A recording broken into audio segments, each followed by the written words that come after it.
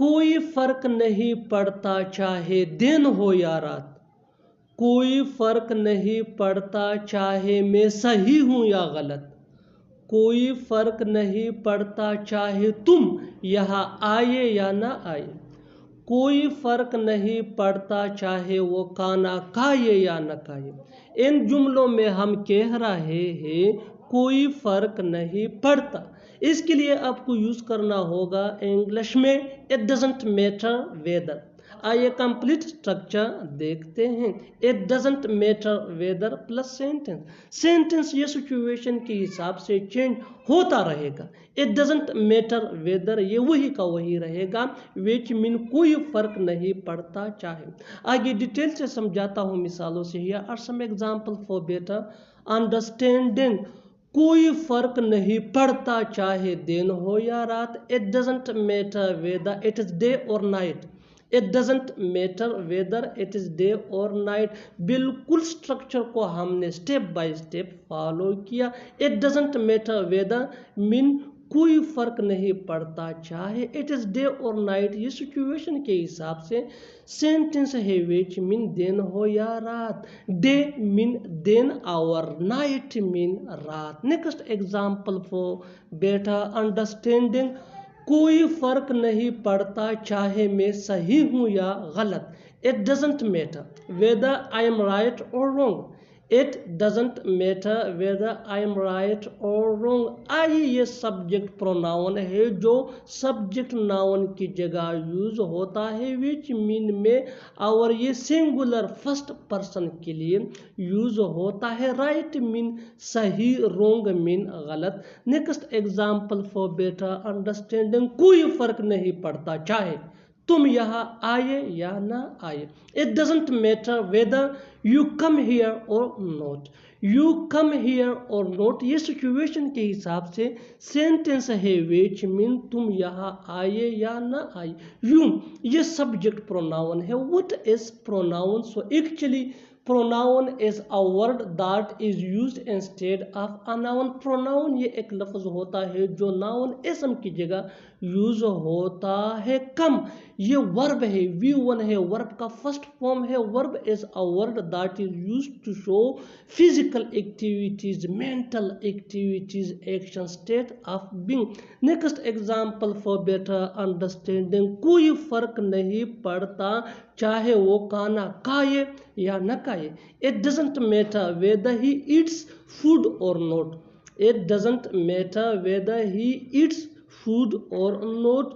ही eats food और not ये simple present tense जिसको हम प्रेजेंट इंडेफिनिट टेंस भी कहते हैं का फेंक रहा है, विच मीन वो खाना खाए या न खाए। यहाँ वर्ब के साथ एस लगा हुआ है इसलिए कि यहाँ सब्जेक्ट प्रोनाउन ही है।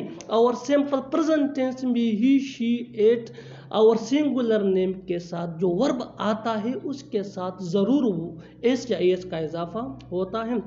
Next example for better understanding. कोई फर्क नहीं पड़ता चाहे तुम वहाँ जाए या न जाए। It doesn't matter whether you go there और not. It doesn't matter whether you go there और नॉट।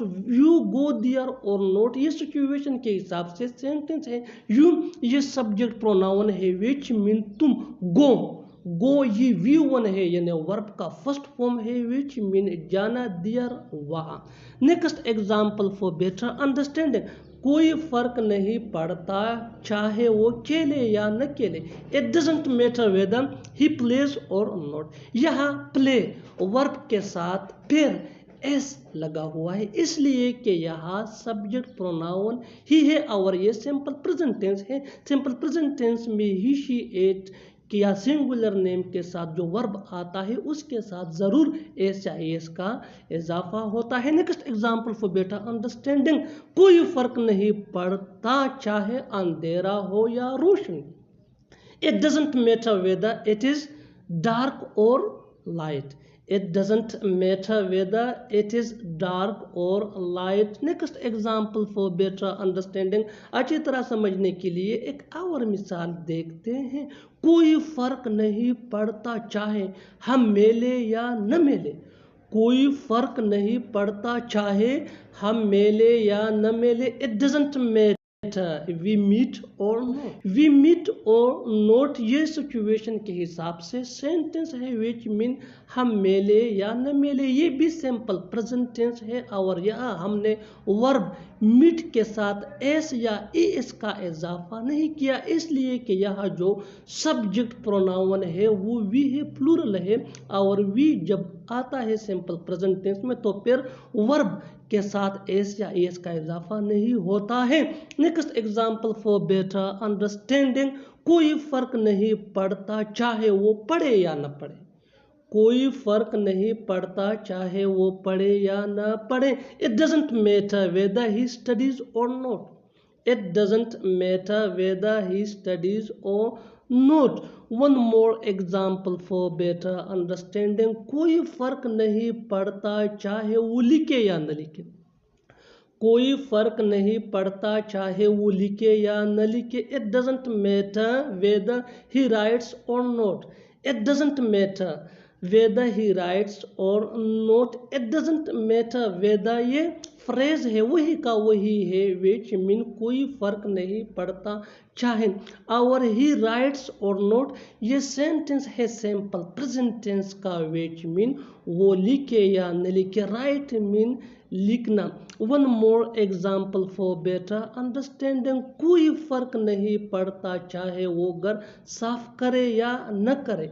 कोई फर्क नहीं पड़ता चाहे वो घर साफ करे या न करे, it doesn't matter whether he cleans the house और not. It doesn't matter whether he cleans the house और not. Next example for better understanding, कोई फर्क नहीं पड़ता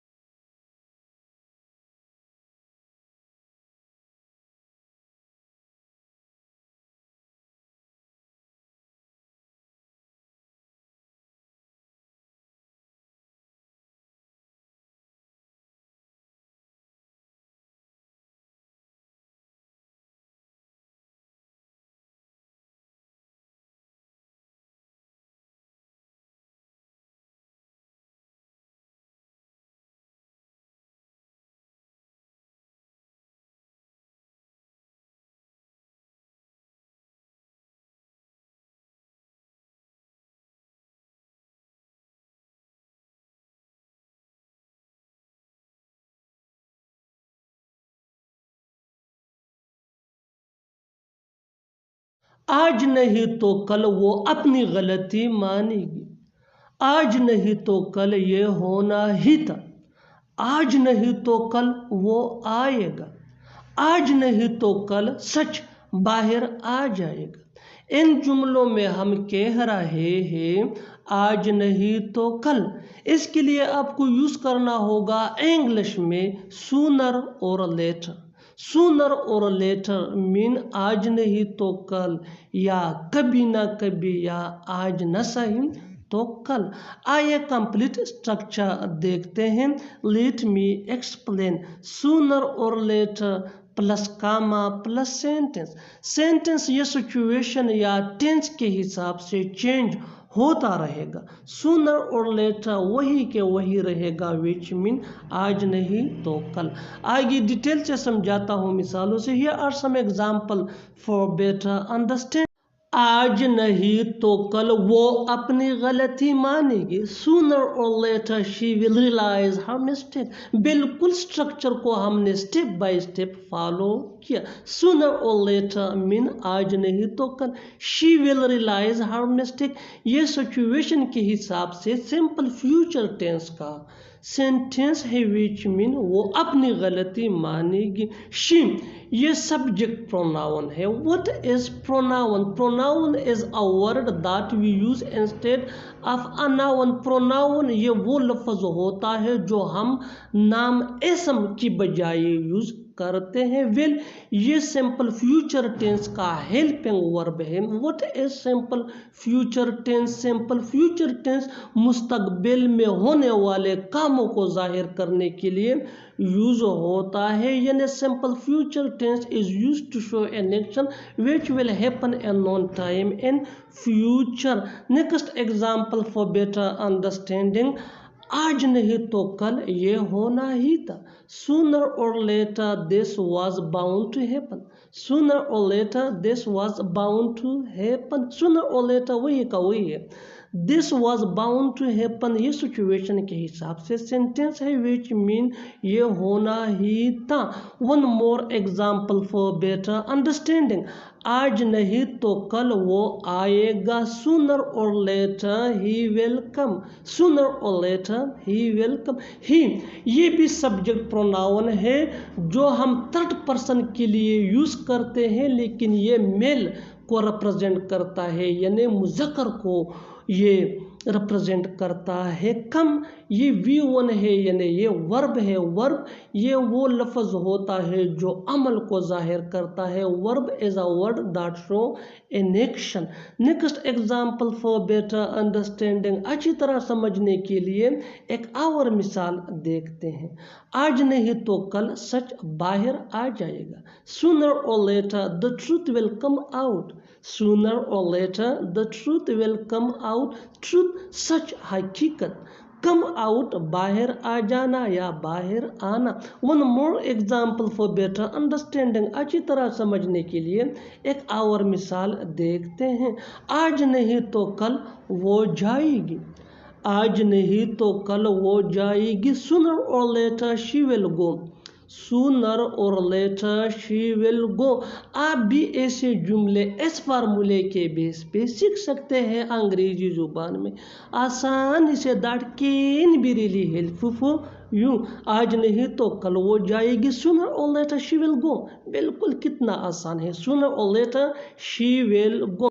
आज नहीं तो कल वो हकीकत जान जाएगी। Sooner or later she will come to know the reality. Sooner or later she will come to know the reality. Sooner or later mean आज नहीं तो कल या एक ना एक दिन।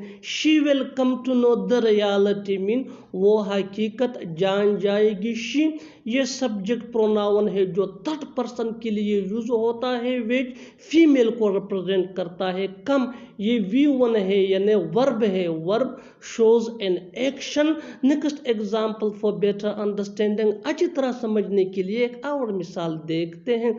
आज नहीं तो कल तुम पकड़े जाओगे। Sooner or later you will be caught. Sooner or later you will be caught. Keep this point in your mind that sooner or later ये सेंटेंस के शुरू में भी यूज होता है और सेंटेंस के आखिर में भी यूज हो सकता है। You will be caught sooner or later. You will be caught sooner or later. You will be caught ये पैसिव वॉइस सेंटेंस है। You ये सब्जेक्ट है। Next example for better understanding, अच्छी तरह समझने के लिए एक और मिसाल देखते हैं। आज नहीं तो कल हम सबको मरना है। Sooner or later we all have to die. Sooner or later we all have to die. Sooner or later mean आज नहीं तो कल, यानी एक ना एक दिन। We all have to die ये सिचुएशन के हिसाब से सेंटेंस है, which mean हम सबको मरना है। We ये सब्जेक्ट प्रोनाउन है जो प्लूरल फर्स्ट पर्सन को रिप्रेजेंट करता है। Next example for better understanding, आज नहीं तो कल वो मेरी होगी। आज नहीं तो कल वो मेरी होगी। Sooner or later she will be mine. Sooner or later she will be mine. She will be mine sooner or later. She ये सब्जेक्ट प्रोनाउन है जो थर्ड पर्सन के लिए यूज होता है, विच फीमेल को रिप्रेजेंट करता है, जो फीमेल को रिप्रेजेंट करता है, यानी हम इसको मुअन्नस के लिए यूज करते हैं। विच मीन वो शी विल बी माइन वो मेरी होगी। माइन ये पोजेसिव प्रोनाउन है जो पोजीशन मलकियत को शो करता है। Sooner or later she will be mine बहुत यूजफुल स्ट्रक्चर है डे टू डे लाइफ का इसका इस्तेमाल डे टू डे लाइफ यानी डे टू डे स्पीकिंग में वेरी कॉमन है, इसको ज़रूर सीखिए। Next example for better understanding, अच्छी तरह समझने के लिए एक और मिसाल देखते हैं। आज नहीं तो कल वो डॉक्टर बनेगा, आज नहीं तो कल वो डॉक्टर बनेगा। Sooner or later he will become a doctor, sooner or later he will become a doctor। sooner or later mean आज नहीं तो कल या एक ना एक दिन he will become a doctor, वो डॉक्टर बनेगा ही।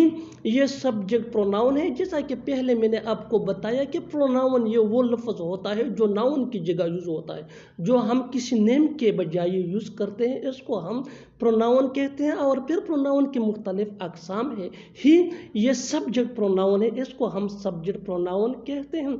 Next example for better understanding, अच्छी तरह समझने के लिए एक और मिसाल देखते हैं। आज नहीं तो कल तुम्हें यहाँ आना होगा, आज नहीं तो कल तुम्हें यहाँ आना होगा। Sooner or later you will have to come here, sooner or later you will have to come here, यानी आज नहीं तो कल तुम्हें यहाँ आना होगा। और आखिर में ये सेंटेंस आपके लिए कमेंट सेशन में इसका जवाब ज़रूर देना। आज नहीं तो कल तुम्हें उसे बताना होगा, आज नहीं तो कल तुम्हें उसे बताना होगा। Subscribe to English PS for more advance English sentence structure. Thanks madam. फिर बाद में मत कहना कि मैंने तुम्हें नहीं बताया था, फिर बाद में मत कहना कि वो नहीं आएगा, फिर बाद में मत कहना कि मैं नहीं गया था, फिर बाद में मत कहना कि उसने फ़ोन नहीं किया था। इन जुमलों में हम कह रहे हैं फिर बाद में मत कहना कि, इसके लिए आपको यूज़ करना होगा इंग्लिश में then, don't say, later, that. आइए कंप्लीट स्ट्रक्चर देखते हैं। Then, don't say, later, that plus sentence. Sentence ये सिचुएशन के हिसाब से या टेंस के हिसाब से चेंज होता रहेगा। Then, don't say, later, that ये वही के वही रहेगा, विच मीन फिर बाद में मत कहना। आइए कुछ मिसालें देखते हैं अच्छी तरह समझने के लिए। फिर बाद में मत कहना कि मैंने तुम्हें नहीं बताया था। Then, don't say, later, that I didn't tell you. Then, don't say, later, that I didn't tell you. Then, don't say, later, that ये फ्रेज है विच मीन फिर बाद में मत कहना कि। आई डिडंट टेल यू ये सिंपल पास्ट टेंस का सेंटेंस है विच मीन मैंने तुम्हें नहीं बताया था। देन मीन फिर, डोंट से मत कहना, लेटर बाद में, दैट मीन यहाँ के। आई ये सब्जेक्ट प्रोनाउन है जो फर्स्ट पर्सन के लिए यूज होता है विच मीन में। डिडंट ये डिड नॉट का शॉर्ट फॉर्म है विच मीन नहीं, ये सिंपल पास्ट टेंस में यूज होता है। टेल ये V1 है यानी first form of verb which mean बताना। यू ये ऑब्जेक्ट प्रोनाउन है दैट मीन टू में। Next example for better understanding, अच्छी तरह समझने के लिए एक और मिसाल देखते हैं। फिर बाद में मत कहना कि वो नहीं आएगा। Then, don't say, later, that he will not come. Then, don't say, later, that he will not come. Then, don't say, later, that ये वही का वही है, जबकि ही विल नॉट कम अब टेंस चेंज हुआ। Then, don't say, later, that mean फिर बाद में मत कहना। ही विल नॉट कम वो नहीं आएगा ही ये सब्जेक्ट प्रोनाउन है विच मीन वो, ये थर्ड पर्सन के लिए यूज होता है। विल ये सिंपल फ्यूचर टेंस का हेल्पिंग वर्ब है जिसको ऑक्सिलरी वर्ब भी हम कहते हैं। कम ये V1 है यानी first form of verb which mean आना। Next example for better understanding, आप भी ऐसे जुमले सीख सकते हैं अंग्रेजी जुबान में इस फार्मूले के बेस पे। नेक्स्ट एग्जाम्पल, फिर बाद में मत कहना कि मैं नहीं गया था। Then, don't say, later, that I didn't go. Then, don't say, later, that I didn't go. I ये सब्जेक्ट प्रोनाउन है विच मीन में। डिडंट ये डिड नॉट का शॉर्ट फॉर्म है। गो ये V1 है यानी first form of verb. Next example for better understanding, फिर बाद में मत कहना कि उसने फोन नहीं किया था। Then, don't say, later, that he didn't call. Then don't say later that he didn't call him. ये subject pronoun है which mean वो या उसने. call ये V1 है यानी first form of verb which mean phone करना, किसी को कॉल करना. Next example for better understanding. फिर बाद में मत कहना कि मुझे पता नहीं था. Then don't say later that I had no idea. Then don't say later that I had no idea. Then don't say later that ये वही का वही फ्रेज है which mean फिर बाद में मत कहना के.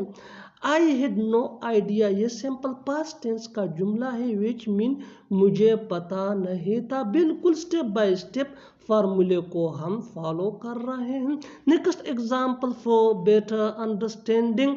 फिर बाद में मत कहना कि मैंने खाना नहीं खाया था. Then don't say later that I didn't have food. Then don't say later that I didn't have food. Then mean फिर. Don't say मत कहना. Later बाद में. That mean here के. I ये सब्जेक्ट प्रोनाउन है which mean में. Didn't ये did not का शॉर्ट फॉर्म है which mean नहीं. Food खाना. Then don't say later that I didn't have food. Next example for better understanding. अच्छी तरह समझने के लिए एक और मिसाल देख लेते हैं. फिर बाद में मत कहना कि तुमने मुझे बताया नहीं. Then don't say later that you didn't tell me. Then don't say later that you didn't tell me. Then don't say later that mean फिर बाद में मत कहना कि you. ये अब सब्जेक्ट प्रोनाउन है which mean तुम. didn't ये did not का शॉर्ट फॉर्म है. tell ये V1 है यानी first form of verb which mean बताना. me ये ऑब्जेक्ट प्रोनाउन है which mean मुझे. एक और मिसाल देख लेते हैं अच्छी तरह समझने के लिए. होप कि अब तक आप बहुत कुछ समझ चुके होंगे. फिर बाद में मत कहना कि तुमने मना किया था. फिर बाद में मत कहना कि तुमने मना किया था. Then don't say later that you refused. Then don't say later that you refused. Refused mean मना करना, किसी को किसी काम से मना करना. Then don't say later that you refused. One more example for better understanding. अच्छी तरह समझने के लिए एक और मिसाल देखते हैं. जितना ज़्यादा प्रैक्टिस करोगे उतना जल्दी इंग्लिश सीख जाओगे. फिर बाद में मत कहना कि वो नहीं जाएगा. फिर बाद में मत कहना कि वो नहीं जाएगा. Then don't say later that he will not go. Then don't say later that he will not go. Next example for better understanding. फिर बाद में मत कहना कि वो खाना नहीं पकाएगी. फिर बाद में मत कहना कि वो खाना नहीं पकाएगी. Then don't say later that she will not cook food. Then don't say later that she will not cook. Next example for better understanding. अच्छी तरह समझने के लिए एक और मिसाल देखते हैं. जितना ज़्यादा प्रैक्टिस करोगे उतना जल्दी इंग्लिश सीख जाओगे. फिर बाद में मत कहना कि हम कमरा साफ नहीं करेंगे. फिर बाद में मत कहना कि हम कमरा साफ नहीं करेंगे. Then don't say later that we will not clean the room. Then don't say later that we will not clean the room. और आखिर में ये दो जुमले आपके लिए कमेंट सेक्शन में इनका जवाब ज़रूर देना. फिर बाद में मत कहना कि हम काम नहीं करेंगे. फिर बाद में मत कहना कि हम काम नहीं करेंगे. Next sentence. फिर बाद में मत कहना कि मैं उससे नहीं मिला. फिर बाद में मत कहना कि मैं उससे नहीं मिला. Subscribe to English page for more advance English sentence structure. Thanks Manna. मेरे हिसाब से वो नहीं जाएगा. मेरे हिसाब से वो आएगी. मेरे हिसाब से तुम्हें जाना चाहिए. मेरे हिसाब से तुम्हें उसे बुलाना चाहिए. इन जुमलों में हम कह रहे हैं मेरे हिसाब से। इसके लिए आपको यूज करना होगा इंग्लिश में अकॉर्डिंग टू मी। आइए कंप्लीट स्ट्रक्चर देखते हैं। Sentence plus according to me. Sentence ये सिचुएशन या टेंस के हिसाब से चेंज होता रहेगा। अकॉर्डिंग टू मी ये फ्रेज है जो वही का वही रहेगा, विच मीन मेरे हिसाब से। आगे डिटेल से समझाता हूँ मिसालों से। Here are some example for better understanding. मेरे हिसाब से वो नहीं जाएगा। He will not go according to me. He will not go according to me. He will not go ये सेंटेंस है सिचुएशन के हिसाब से, विच मीन वो नहीं जाएगा। अकॉर्डिंग टू मी ये फ्रेज है, दैट मीन मेरे हिसाब से। ही ये सब्जेक्ट प्रोनाउन है जो थर्ड पर्सन के लिए यूज होता है, विच मीन वो। विल ये सिंपल फ्यूचर टेंस का हेल्पिंग वर्ब है जिसको हम ऑक्सिलरी वर्ब भी कहते हैं। गो ये V1 है, विच मीन जाना। अकॉर्डिंग टू मी ये फ्रेज है, विच मीन मेरे हिसाब से। बिल्कुल फार्मूले को हमने फॉलो किया step by step. Next example for better understanding. मेरे हिसाब से वो आएगी। She will come according to me. She will come according to me. She ये क्या है, इसको भी सब्जेक्ट प्रोनाउन कहा जाता है और ये फीमेल के लिए यूज होता है, विच मीन वो। विल ये सिंपल फ्यूचर टेंस का हेल्पिंग वर्ब है जिसको हम ऑक्सिलरी वर्ब भी कहते हैं। कम ये V1 है यानी first form of verb, which mean आना। अकॉर्डिंग टू मी ये हमारा फ्रेज है, विच मीन मेरे हिसाब से।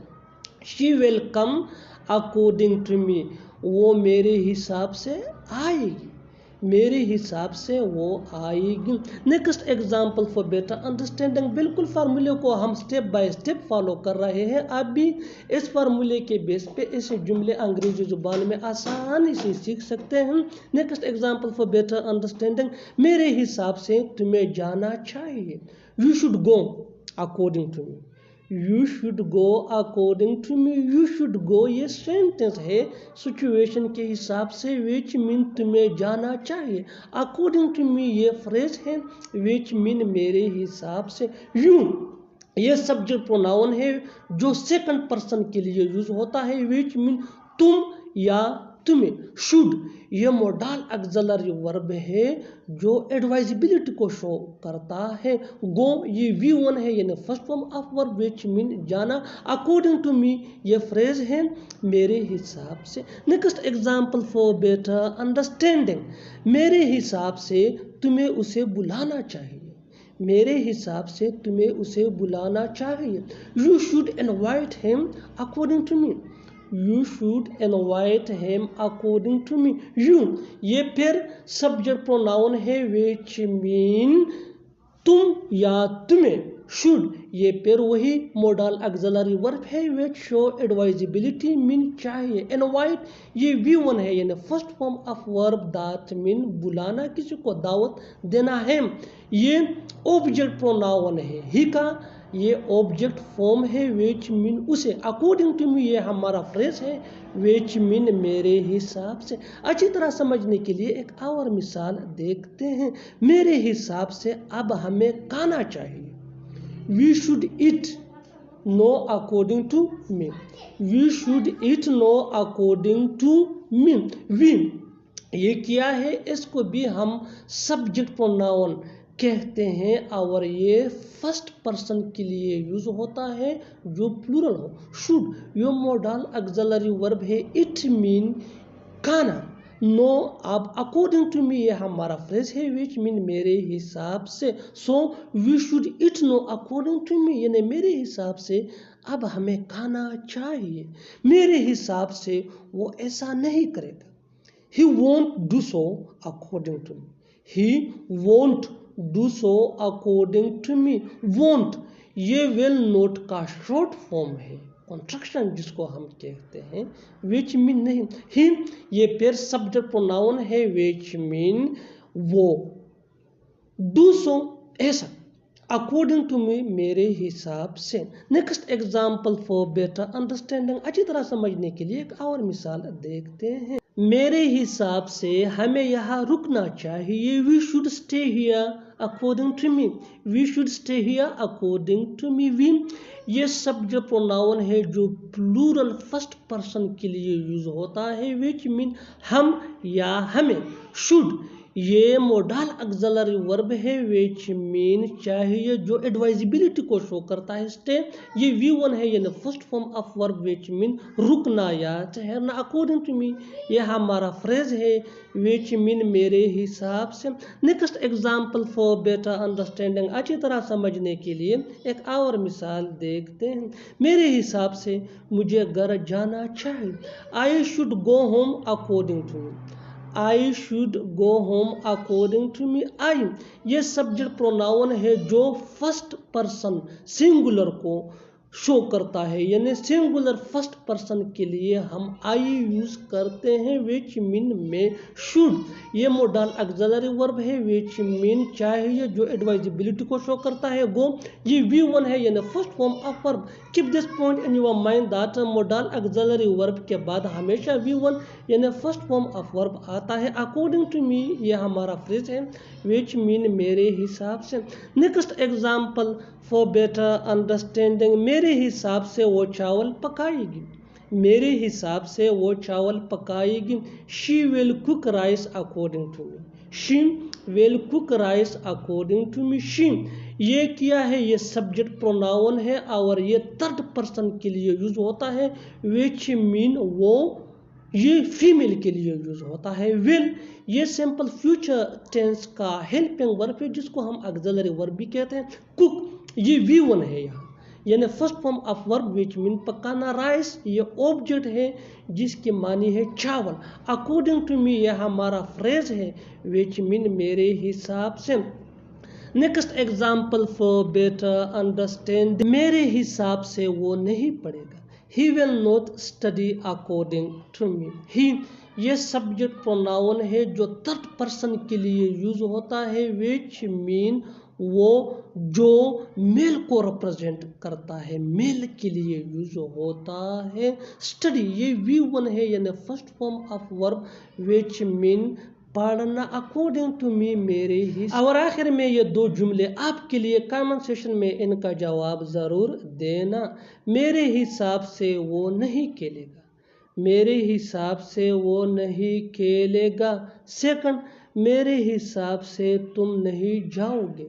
मेरे हिसाब से तुम नहीं जाओगे। Subscribe to English page for more advance English sentence structure. Thanks ma'am. ज़रूरत पड़ने पर मैं तुम्हें बुलाऊंगा। ज़रूरत पड़ने पर वो तुम्हें बताएगा। ज़रूरत पड़ने पर मैं हमेशा उसकी मदद करता हूँ। ज़रूरत पड़ने पर उसने मुझे पैसे दिए। इन जुमलों में हम कह रहे हैं ज़रूरत पड़ने पर। इसके लिए आपको यूज़ करना होगा इंग्लिश में इन केस ऑफ नीड। आइए कंप्लीट स्ट्रक्चर देखते हैं। Sentence plus in case of need. Sentence ये सिचुएशन या टेंस के हिसाब से चेंज होता रहेगा, और इन केस ऑफ नीड मीन ज़रूरत पड़ने पर, यानी ज़रूरत होने पर। आगे डिटेल से समझाता हूँ मिसालों से। Here are some example for better understanding. ज़रूरत पड़ने पर मैं तुम्हें बुलाऊंगा। I will call you in case of need. I will call you in case of need. I will call you ये सिंपल फ्यूचर टेंस है जो आने वाले वक्त के बारे में बताता है। I will call you मैं तुम्हें बताऊंगा कब? in case of need ज़रूरत पड़ने पर, यानी जब ज़रूरत हो तो मैं तुम्हें बताऊंगा। बिल्कुल फार्मूले को हमने फॉलो किया। आई ये सब्जेक्ट प्रोनाउन है विच मीन में। कॉल मीन बुलाना। यू ये यहाँ ऑब्जेक्ट प्रोनाउन है विच मीन तुम्हें इन केस ऑफ नीड ज़रूरत पड़ने पर। Next example for better understanding. ज़रूरत पड़ने पर वो तुम्हें बताएगा। He will tell you in case of need. He will tell you in case of need, यानी जब ज़रूरत हो तो वो तुम्हें बताएगा। ही ये सब्जेक्ट प्रोनाउन है जो थर्ड पर्सन के लिए यूज होता है, विच मीन वो। टेल मीन बताना। यू पेयर ये ऑब्जेक्ट प्रोनाउन है। दैट मीन तुम्हें इन केस ऑफ नीड, ज़रूरत पड़ने पर। बिल्कुल फार्मूले को हमने स्टेप बाय स्टेप फॉलो किया। इस फार्मूले के बेस पर आप भी ऐसे जुमले सीख सकते हैं अंग्रेजी जुबान में।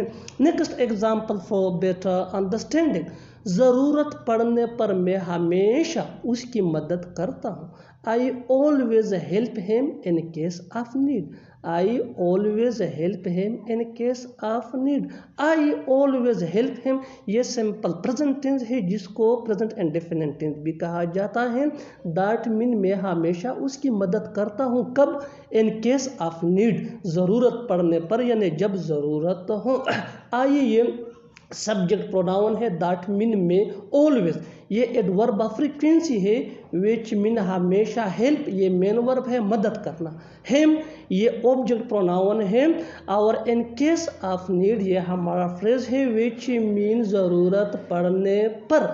One more example for better understanding, ज़रूरत पड़ने पर उसने मुझे पैसे दिए। He gave me money in case of need.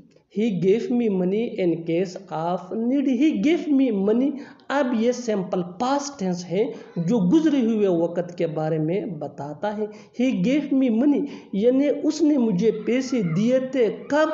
In case of need, जब मुझे ज़रूरत थी, यानी ज़रूरत पड़ने पर उसने मुझे पैसे दिए थे। ही ये सब्जेक्ट प्रोनाउन है, विच मीन वो गिव। ये गिव का सेकंड फॉर्म है, विच मीन देना। मी ये ऑब्जेक्ट प्रोनाउन है, मुझे मनी पैसे। One more example for better understand, ज़रूरत पड़ने पर मैं वहाँ ज़रूर जाऊँगा। I will definitely go there in case of need.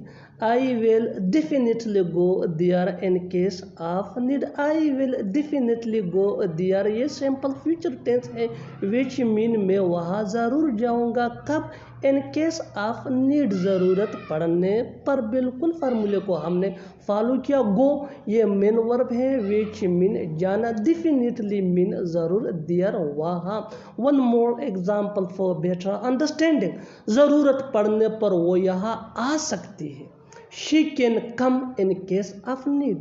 She can come in case of need. She ये सब्जेक्ट प्रोनाउन है जो फीमेल के लिए यूज होता है, विच मीन वो। कैन ये मोडाल ऑक्सिलरी वर्ब है जो प्रेजेंट एबिलिटी या पॉसिबिलिटी को शो करता है। कम आना इन केस ऑफ नीड, ज़रूरत पड़ने पर, यानी ज़रूरत पड़ने पर वो आ सकती है। She can come in case of need. One more example for better understanding, ज़रूरत पड़ने पर तुम्हें उसे पैसे देने चाहिए। You should give him money in case of need. You should give him money in case of need. You ये subject pronoun है, विच मीन तुम्हें। शुड चाहिए ये मोडाल वर्ब है। गिव देना ये मेन वर्ब है। हिम ये ऑब्जेक्ट प्रोनाउन है। मनी मीन पैसे, रकम। इन केस ऑफ नीड ज़रूरत पड़ने पर। बिल्कुल फार्मूले को हम फॉलो कर रहे हैं स्टेप बाय स्टेप। आप भी इस फार्मूले के बेस पर ऐसे जुमले सीख सकते हैं आसानी से अंग्रेजी जुबान में। Next example for better understanding, ज़रूरत पड़ने पर वो तुमसे मिल सकता है। He can meet you in case of need. He can meet you in case of need. He ये सब्जेक्ट प्रोनाउन है जो थर्ड पर्सन के लिए यूज होता है। कैन ये मोडाल ऑक्सिलरी वर्ब है जो प्रेजेंट पॉसिबिलिटी या एबिलिटी को शो करता है। मीट ये V1 है, यानी फर्स्ट फॉर्म ऑफ वर्ब है, विच मीन मिलना। यू ये ऑब्जेक्ट प्रोनाउन है यहाँ। इन केस ऑफ नीड ये फ्रेज है, विच मीन ज़रूरत पड़ने पर। He can meet you in case of need, ज़रूरत पड़ने पर वो तुमसे मिल सकता है। Next example for better understanding, ज़रूरत पड़ने पर मैं उसे ज़रूर बात करूँगा। ज़रूरत पड़ने पर मैं उसे ज़रूर बात करूँगा। I will definitely talk to him in case of need. I will definitely talk to him in case of need. I will definitely talk to him ये सेंटेंस है, विच मीन मैं उससे ज़रूर बात करूँगा। कब? इन केस ऑफ नीड, ज़रूरत पड़ने पर, यानी जब ज़रूरत हो। I will definitely talk to him in case of need. Next example for better understanding, ज़रूरत पड़ने पर वो खेलेगा। He will play in case of need. He will play in case of need. He third person के लिए use होता है और इसको सब्जेक्ट प्रोनाउन कहा जाता है, विच मीन वो प्ले, ये खेलना। वेल ये सिंपल फ्यूचर टेंस का हेल्पिंग वर्ब है यहाँ, जिसको हम ऑक्सिलरी वर्ब या टू बी वर्ब भी कहते हैं। इन केस ऑफ नीड ये फ्रेज है विच मीन ज़रूरत पड़ने पर, ज़रूरत पड़ने पर मैं रुकूंगा, ज़रूरत पड़ने पर मैं रुकूंगा। I will stay in case of need, I will stay in case of need. I will stay ये हमारा सिंपल फ्यूचर टेंस का सेंटेंस है विच मीन मैं रुकूंगा। कब? इन केस ऑफ नीड, ज़रूरत पड़ने पर। और आखिर में ये जुमले आपके लिए, देखते हैं कि कौन कौन जवाब देना ज़रूरी समझता है। नंबर फर्स्ट, ज़रूरत पड़ने पर मुझे बताना, ज़रूरत पड़ने पर मुझे बताना। सेकंड, ज़रूरत पड़ने पर उससे ज़रूर मिलना, ज़रूरत पड़ने पर उससे ज़रूर मिलना। Subscribe to English page for more advance English sentence structure. Thanks.